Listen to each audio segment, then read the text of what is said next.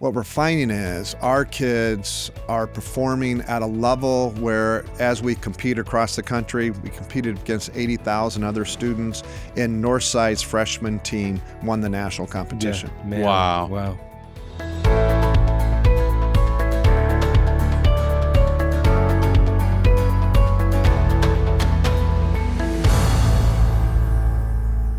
Hey everybody, thank you for tuning in to this month's, the April Love Fort Wayne podcast. We're so excited that you're tuned in. Glad that you're either watching or listening.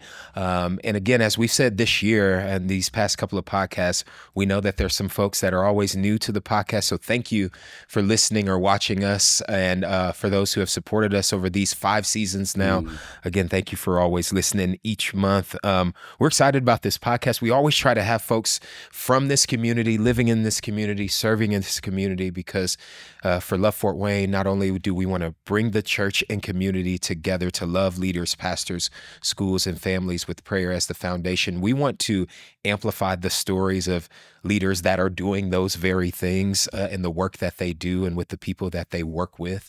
And so we're excited to have Dr. Mark Daniel with us just to talk about his story of leadership and his heart for schools and heart for students and so much. And so thank you for joining us. Well, you're welcome. Yeah, Thank Dr. you for Daniel. inviting me. Yeah, you're welcome. And so it's been a handful of years since you've been on the podcast. So we're excited. Mitch and I were talking about before recording, because so many great things have happened, not only in our community, but within the district, among your staff and your leadership team and your students. And you and I talk about this as a father of FWCS students. Man, I am just so grateful for you and your team and for what I get a chance to experience as a father of FWCS students at Southside. I'm gonna give my shout outs at Southside. There you go, the Archers. and at Weiser Park Elementary as well, and being connected to some other schools. So again, thank you for joining us. So yeah, can you just start with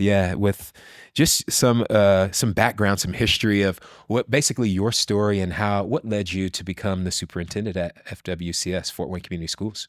You know, it's a story of beginning in Fort Wayne Community Schools as a student, then a teacher, coach, leaving. I think I had the shortest administrative career in Fort Wayne Community Schools, and I was told by a superintendent at that time that you'll be a teacher for a very long time. So I love telling that bit of a story because it took an experience, because I went to East Allen and Leo, and then as assistant principal with Margaret Catter, who was a unbelievable mentor. But she's also Fort Wayne Community Schools. And a lesson taught by Margaret was you do things for each and every student. It's not just a select group of students.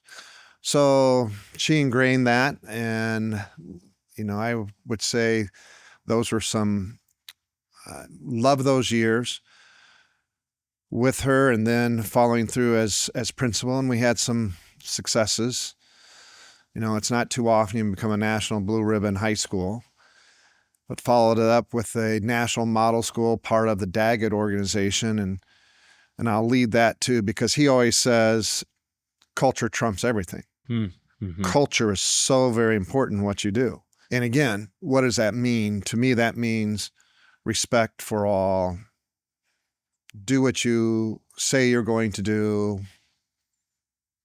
Also, keep students always in the forefront of your thinking and your decision making. You're there for kids. You're not there for the adults.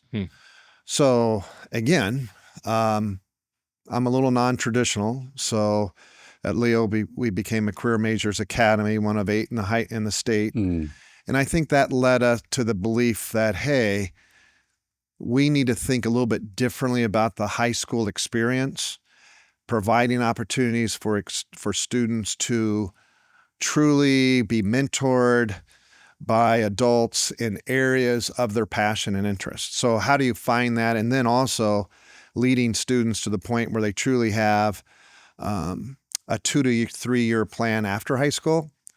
But again, just don't do that for a few, do that for all. So knock on wood, last year, 100% graduation rate, because kids knew what they wanted to do. Yeah. And once they have a plan it's sort of adults, you're now facilitating that plan, assisting. When students do struggle, how do you intervene and assist? And again, it's about all students. So that was a wonderful experience. And then I did receive my PhD. And so it was, well, where do you go next? There are only so many superintendent positions in an area, and I wasn't fortunate to get East Allen's job. So I went to a small rural district, small community in Southwest Michigan, which second largest migrant population in the state of Michigan. Very different from my urban days at Northside to my more of a, I'll just say, a suburban type, community that we had at Leo.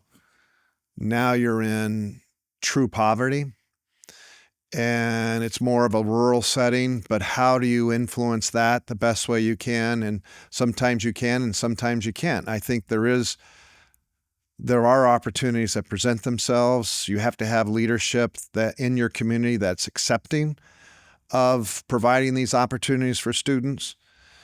But when an economy is so down, it is very, very difficult to raise different expectations. So that was one unbelievable experience. I'd never experienced migrant population before, understanding what those families go through.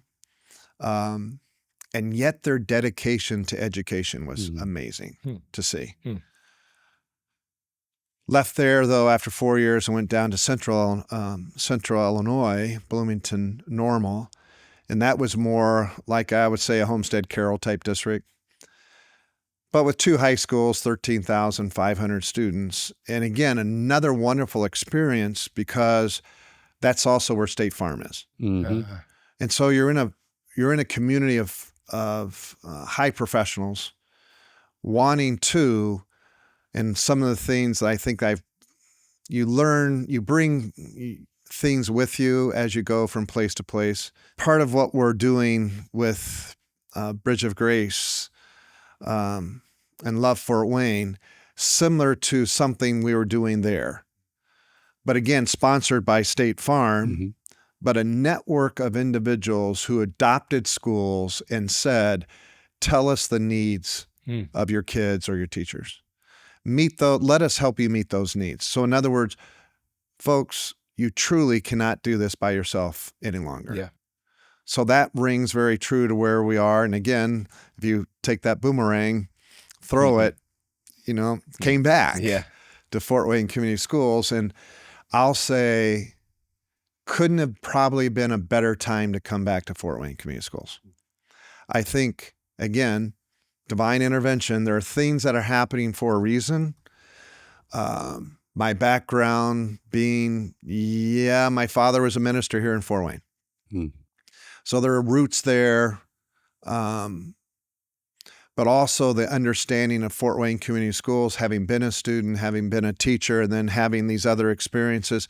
How are we going to provide experiences for each and every one of our kids, which are now, you're talking 29,000. Yeah. Big difference than, say, a Leo who has a graduating class of 220. But that's a challenge. And I think what excites me of where we are today in Fort Wayne Community Schools is that we are moving down this, if you will, this road, this journey of providing those experiences that are going to prepare our students both in character. So we talk about success skills, probably a little bit of my background coming from that. What are expectations? How do we lift all students? And, when you talk about core principles such as effective communication, how to be creative and innovative, how to be critical thinkers, how to have self-direction, how to have cultural agility. When you start laying these things out, those are things that we really wish students had, but did not intentionally teach. Well, we're doing that now. Yeah. Wow. And we're doing that pre-K through 12th grade. So, So that makes a difference for kids. yeah. And then we have intentional experiences starting even in pre-K all the way through their senior year, where we're wrapping these competencies around those. But the people that are teaching our kids are not, quote, educators from Fort Wayne Community Schools, but community partners. Mm-hmm. So they're getting the real world, back to Career Majors Academy, they're getting the real world influence, but it's coming from the real world. Yeah. And it is a bit of a different message, but man, I have to, again, thank people like Junior Achievement 3DE. Because of my past history with JA and Lena Yerian specifically, you had a network. And all of a sudden, where I struggled in other communities to find business partnerships, it was like someone handed that to us. And the results have been phenomenal. I think we're changing the perception of our community in regards to our students are assets, not liabilities. Mm-hmm. Mm-hmm. And given these experiences and these expectations, kids will rise to those expectations. Something Margaret's always said, they will rise to the expectation. Give them that expectation and then hold them accountable. That sounds like a life lesson there. So what we're finding is our kids are performing at a level where, as we compete across the country, we competed against 80,000 other students, and Northside's freshman team won the national competition. Yeah, man. Wow. So again, Fort Wayne. Yeah. But Fort Wayne, and I know that you two are involved in this heavily, and I'm so appreciative of that. Fort Wayne is a loving, giving, highly supportive community that says lift all and all benefit. Yeah. You know, it raises the boat over it. So this has been quite the journey. You know, we didn't think we were going to be here the first year because COVID was the first year. So didn't really know what was going to happen. But second year, and now we're into full implementation, pre-K through 12th grade, with something called Ford Next Generation Learning, which gives us a framework of the principles I just talked to you about, but also how do you connect with businesses? How do you create pathways for students? How do you create more and more students with dual credit opportunities? Which, again, another thing that the state of Indiana is saying, we need more college graduates. Well, once our kids realize they can actually receive a dual credit, watch out. Yes. Watch out, folks, because they'll understand it and they will move towards it in that direction. Yeah. Now we'll start to see the tipping point and you'll start to see masses. The experiences are now happening. You know, I look at Parkview and what they've been partnering with us in regards to all of our freshmen, and this is across all 5 high schools, will go out to the Murrow Center, and they'll have experiences in all the various facets of Parkview Hospital. Again, they're seeing firsthand. Where if I go to some other communities in other states, they relish in the fact that they may have 20 kids involved in a simulation type experience. But we literally have 2,000 students involved. Yeah. See the numbers that Yeah. are, I mean, we're looking for a system, which is Ford NGL, to really impact the masses. And then we brought along Junior Achievement 3DE, which is all about this case challenges that they have, real world problems that students are solving that come from the Parkviews, the Steel Dynamics, the Fort Wayne Metals, and I just go, I mean, we have now over 35 plus partners that are presenting case challenges to our kids while they're mentoring them on those principles I talked about earlier, 6 principles.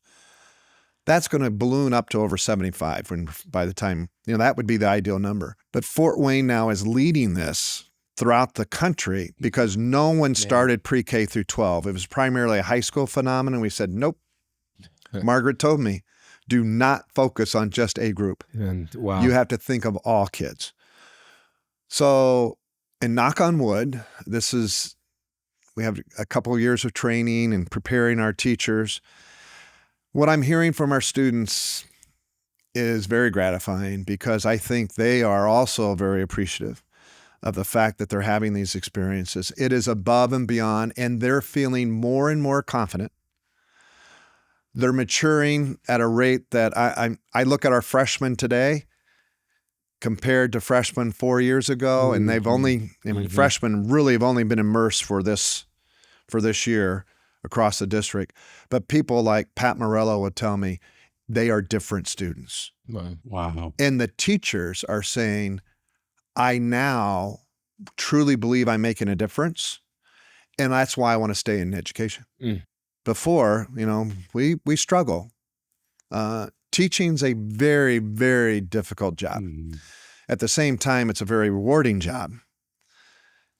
And you need people who love kids and really want to do what's best, help kids.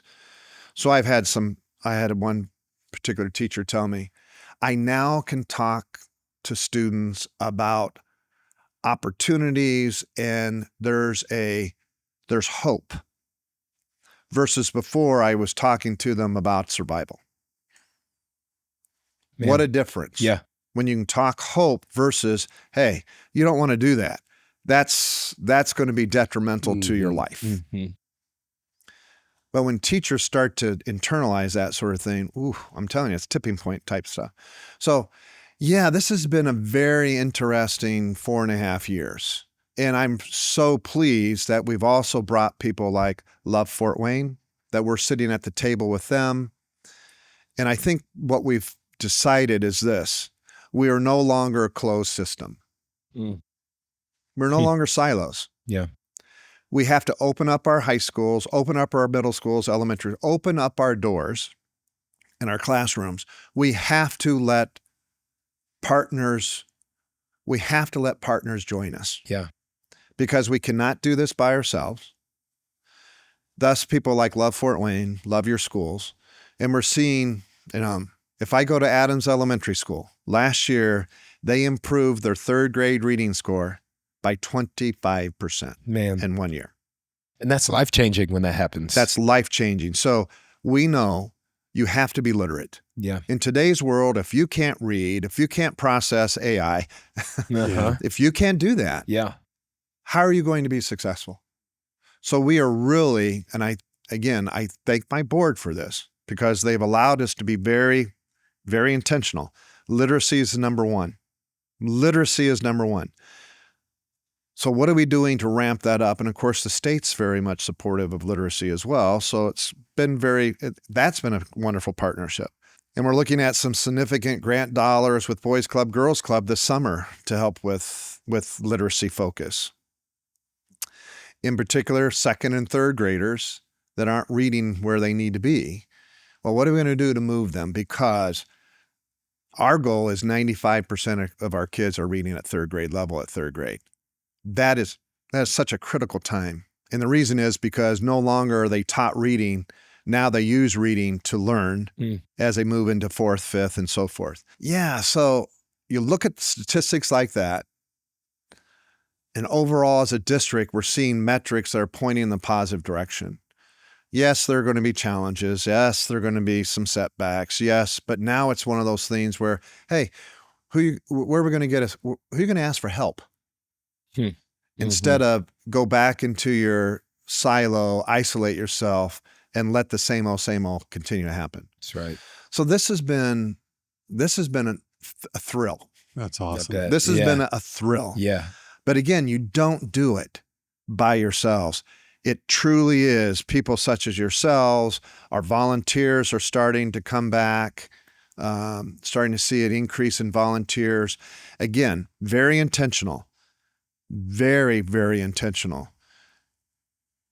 And man, it makes a difference in a kid's life if one adult connects to that one kid. Yep. Yeah. So big time. What are the pathways in a Career Majors Academy, and when do you see a bent at what age in a student? Yeah, it's a great question. So, the state of Indiana has created pathways to help with graduation.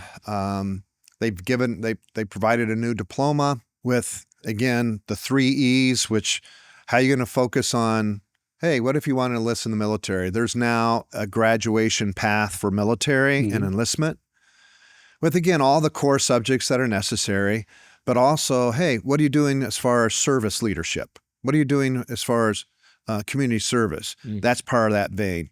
So I want to say 75 hours in that area. They also have work-based learning attached to that. So a second area would be, well, what if you wanted to enroll in post-secondary education? So what are those, we used to call it the academic honors diploma.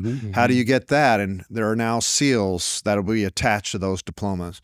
So we definitely have that college connection. We're trying to truly ramp up our dual credit. And we just had a meeting with our universities, nine universities and colleges attended. So now we're up to 10, and we're trying to form a coalition that says, and I have right now 5 who have said, we're on the coalition. All right. Wow. We're going to support Fort Wayne community students by providing free tuition. Man. Now we need to do that while they're in college, while they're in high school, because my experience in Central Illinois was this. When we partnered with our community college and truly created these pathways with them, our students then would go to that community college and then go to the four-year college thereafter, and the retention was so much greater. They retain the students. So in reality, you had some deferred revenue. You had to, first of all, invest, but your return on that investment was 7-fold. Wow. And that's, we know we need more and more college graduates to continue to have Fort Wayne prosper and grow economically. That's right. Yeah. And the third area would be then, what about if you wanted to go into employment? So the 3 E's.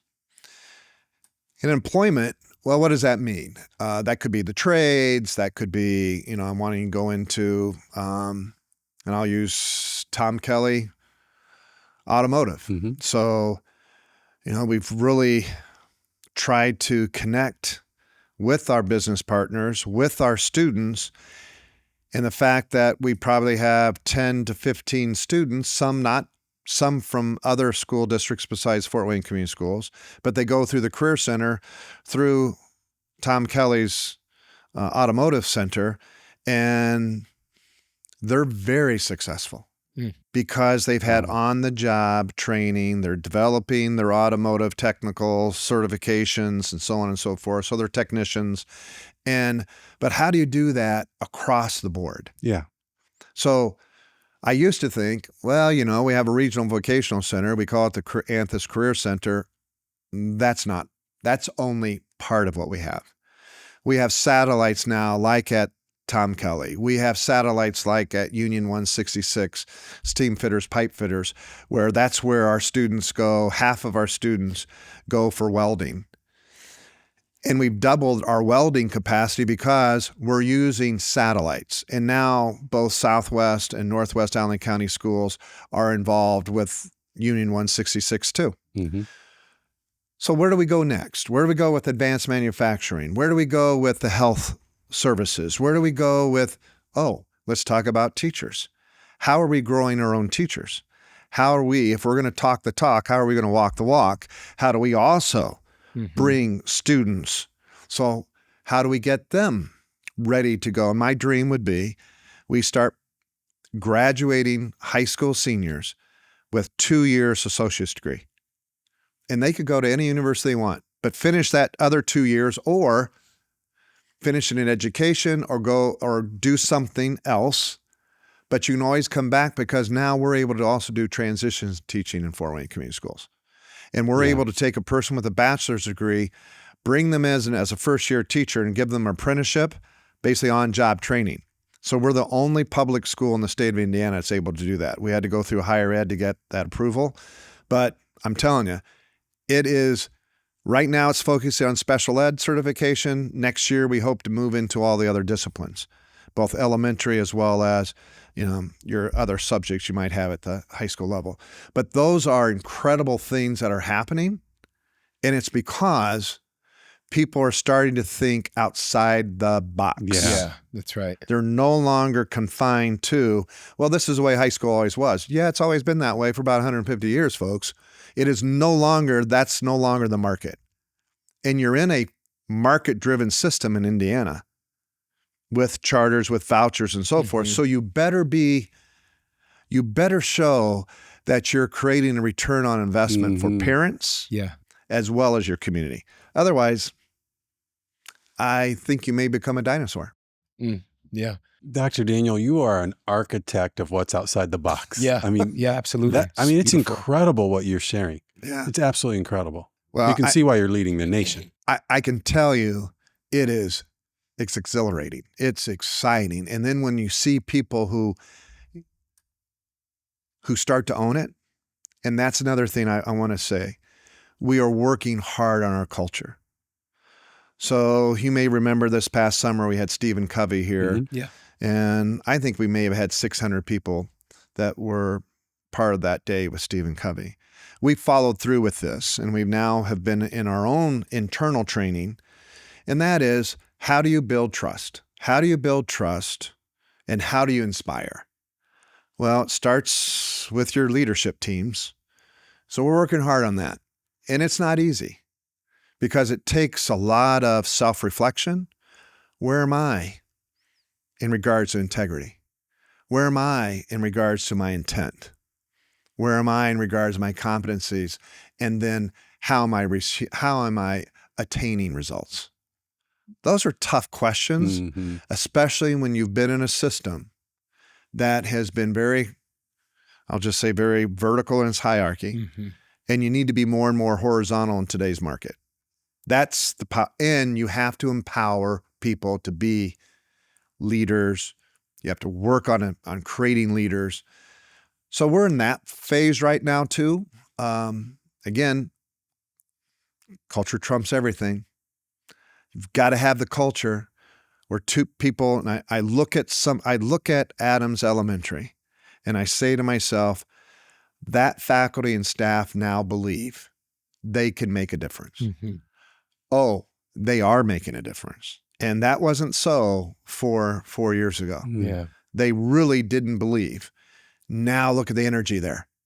I mean, we have people that are parents that are now coming to back to school nights and lining up to get into the building. Before, you would see it's almost if there's no one here. Now they're because they see the return on the investment. They see the beautiful thing that's happening with their kids. They see the love that the teachers and the principals and the staff exhibit.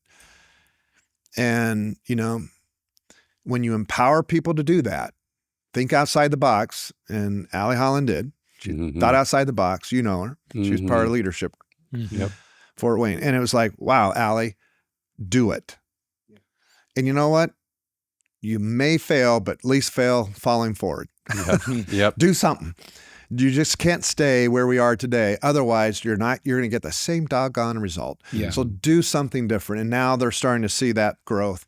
And hey, I truly believe education can elevate you in regards to your workplace, in regards to, livable wage, in regards to how do you get out of poverty? Yeah. That is the way. So we are working really, really hard right now with how do you create pathways that produce technical certificates, that produce also dual credits, so our kids can truly experience these things. They have hope. Yeah. Yep. And man, that is central Yeah. to, I'll just say it's central to life. That's right. It's central to life. That's right. So Dr. Daniel, you talked about 29,000 students, largest district in the state. And there's, largest in the state now. there's some, you went 29,000 students. There's a vast variety of families, Yes. and then a vast variety, I'm not going to call it need, I'm going to say opportunities Yes. for individuals, organizations, even nonprofits to get involved. So I want to ask like a two-part question. A, how has your team worked so diligently to care for the vast needs of all these different types of families when you have 29 1,000 different students in our community. And then the second part is, how can the community get involved in Yes. supporting these 29,000 kiddos? So I think one of our basic principles, competencies, that is, again, do we really embrace our diversity and Mhm. see that as a strength? Again, cultural diversity, we talked about as one of our main principles and competencies. That came from the Portrait of a Graduate work, which when you are actually hiring people, and we're thinking of this process too, you ask them these questions. You ask them the questions, do you believe in this? Do you have this thought? Will you embrace this? We want Fort Wayne Community School staff that embrace this culture. Now you start to see things move. But again, it doesn't happen overnight. And we have to be patient. We have to be, I'll just say, resilient, just as our students are. And our students, oh my goodness, I like this phrase. My dad used to always just use this phrase. You catch the sheep through the lamb. When you have volunteers come into your buildings and they see the progress and growth of kids, it wasn't the adults that brought those volunteers back again and again. The kids brought them back. Yeah. And I think that's the key. It's the love of that. And, to become a volunteer, we do have specific people. You go online, you can see our community volunteer program. I think we have a wonderful website now, working hard on that, because guess what?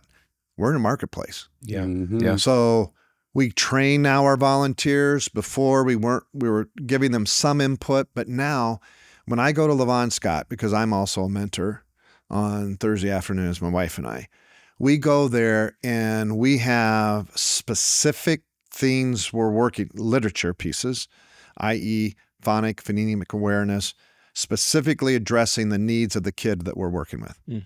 Before we didn't do that. It was sort of a feel-good thing.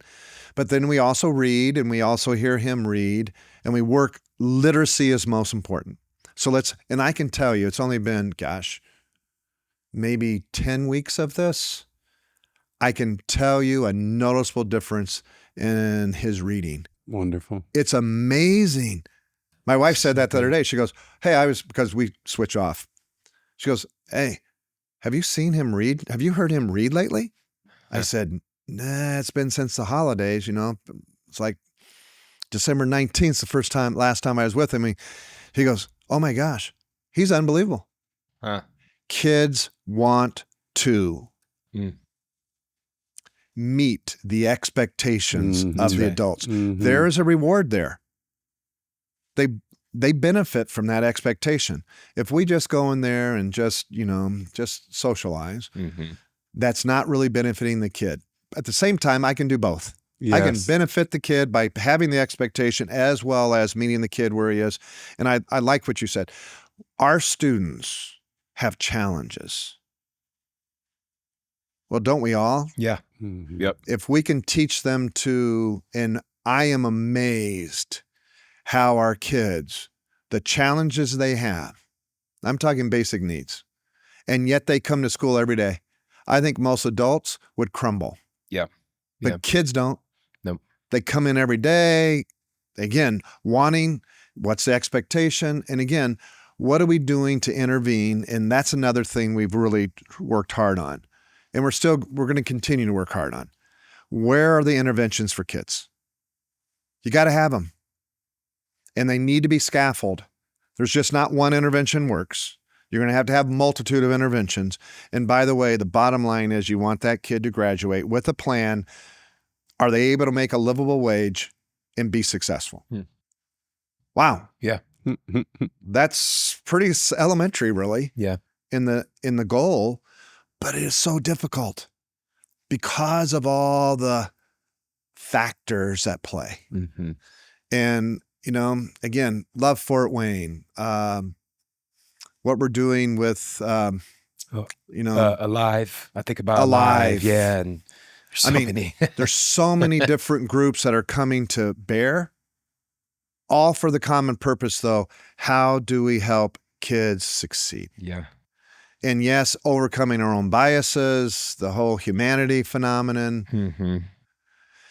And that's, I will say there's another area for us that we're working on, because I need more teachers and building level administrators that look like our kids. Yeah. So that's Hispanic, Latino, Burmese, Mm-hmm. white, Black. That's our power, man. Yeah, Mhm. that's right. So again, we need to have that in our classrooms. So those kids, it's not fair to say, well, we have one or two. Come on. Mm-hmm. I mean, we're a minority majority district now. Hmm. So that's reality. Yeah. And again, don't see that as a strength, folks, and watch what happens. And I can tell you, national champions, our jazz group, Northside, state champions in jazz. Now tell me how that happens. And these kids are not receiving professional lessons. Yeah. You know what I mean? Yeah. Mm. And yet the talent's there. It's dormant. Mm-hmm. Figure it out. That's right. And in every aspect of the child. So, I'm a huge believer of co-curricular. So I don't care whether it's band, choir, drama, athletics, it doesn't matter. Kids need to be involved. Get them involved. Find where their talents lie, and then let them pursue those passions. Watch what happens. I mean, again, we could just go Yeah. No, it's just good. so many things. So even as we look at what's happening in AmpLab, that's an expression of entrepreneurship, Yeah. which is empowering a student to be creative, innovative, and very intentional. Mm-hmm. Wow. Mm-hmm. Now we're partnering with Indiana Tech in advanced manufacturing. We're partnering with the Pearl Arts in regards to music Yeah. and instruction. Yeah. And, I mean, we are so very fortunate in Fort Wayne to have community members that have reinvested in Fort Yes, Wayne. yes. Yeah. That's right. Including you. They're just so loving. Mhm. Yeah. I mean, I can't use a better word. It is love. That's right. Dr. Daniel, few people ever lead a group of 30,000 plus. What specific leadership principles have you learned, maybe even through being a coach, that you apply today that you say, yeah, that really works? Wow. So going back to and this is probably when I was playing, Mhm. you always believe you can. Hmm. You always believe you can. So I was quarterback, and I was struggling on something. And I said, I can't do this. The coach took me aside and said, I do not want to ever hear you say that. Ooh, that stuck with me. Yeah. So as I work with my cabinet and leaders, I like to say, it's how are we going to get this done? What do we need to do to overcome this barrier? Hmm. If it's good for kids, and that's your North Star. If it's good for kids, or our North Star also is our, what we're doing with Ford NGL, we call it Schools of Success. Each student's important. Each student should have experiences. And guess what? Help them figure out how they can. So good. And I Beautiful. think that's probably the thing that drives me the most, because I've had doubts. We all have doubts. Mhm. And when you see, though, a little one, all of a sudden, boom, Yeah. they're reading. Or you see someone presenting in front of Scott Glaze and his, executive team at Fort Wayne Metals, and you see the freshman break down at the very beginning of the performance, but at the end of the presentation, she's gathered herself, and she delivers a knockout conclusion, of which they win that case challenge. And then you see her a year later, and you just can see the maturity and the growth she's had, because she now believes she can. Yep. Mm. So important. Yeah. So important.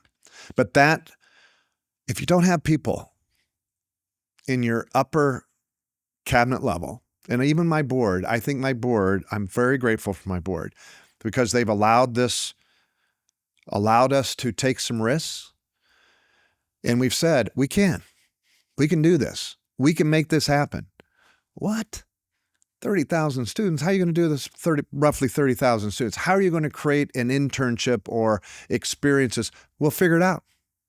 We have partners like JA3DE. We have partners like Ford NGL. We have partners like Love Fort Wayne and so on and so on. We have partners that we will do this together. And it's like, whoa, and just, again, I cannot be more thankful, more grateful. And I think there's some divine intervention here. Amen. I really do. Amen. Henry Ford was asked what some of the secrets to his success were. And he said, I surround myself with a group of people who have a high propensity to not know what cannot be done. I think that's what you're doing. I love that. That's right. Come on. Yeah. Let's get to this. Don't let your fear stop you. Yeah. And again, if I look out at Allie Holland, at Adams, wow. Yeah. That's a person who said, I will do something different. We can, and these kids will succeed. And you also have to be very intentional, I think. Yeah. So, hearing, great leaders as well, you can't do everything. You have to be very intentional and you have to have focus. And again, I've talked about literacy. I've talked about schools of success. And quite frankly, we need to improve our culture to increase our enrollment.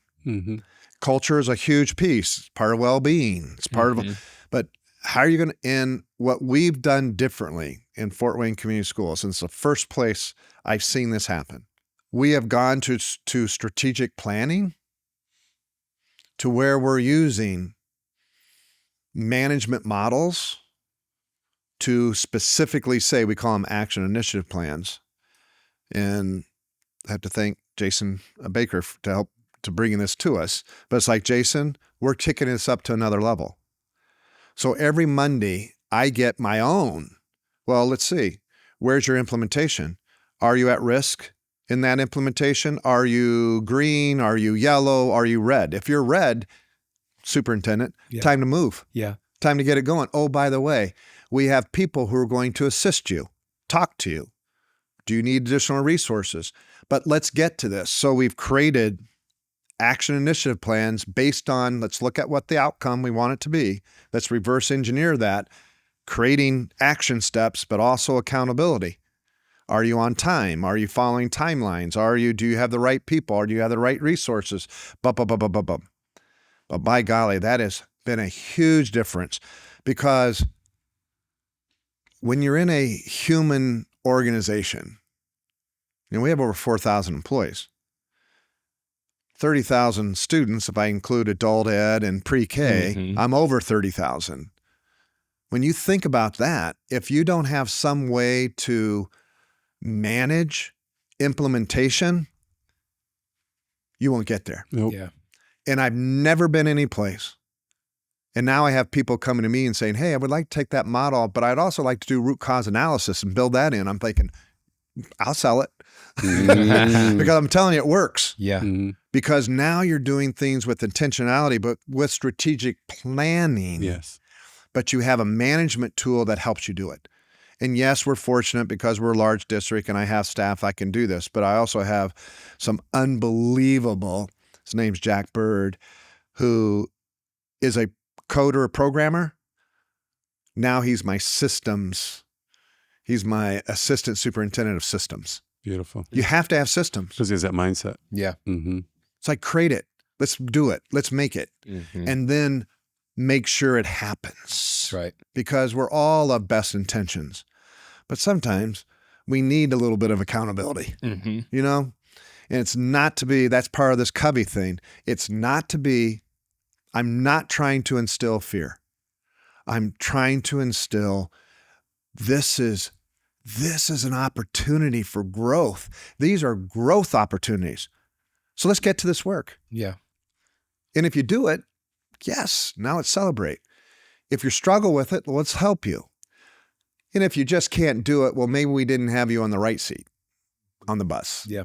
Colin stuff. Yeah. Right bus, but not right seat. So let's be honest about that. Again, that's when you work with 4,000 employees. Mm-hmm.